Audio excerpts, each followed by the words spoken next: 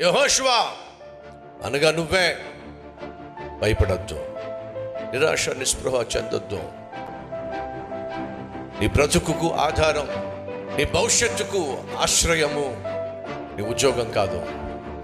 నేనే నీకు ఆధారంగా, ఆశ్రయముగా, ఆదర్శంగా, ఆశీర్వాదంగా ఉంటాను అని దేవుడు ఈరోజు ఈ నూతన సంవత్సరంలో నీకు వాగ్దానం ఇస్తున్నాడు.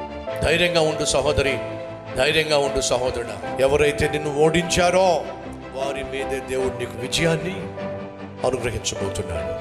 అది ఎప్పుడు సాధ్యమో తెలుసా?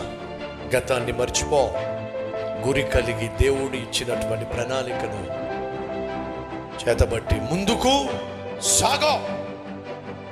విశ్వాసమునకు కర్తయు దానిని కొనసాగించు. యేసు వైపే చూస్తూ నీ విశ్వాసంలో ముందుకు సాగో.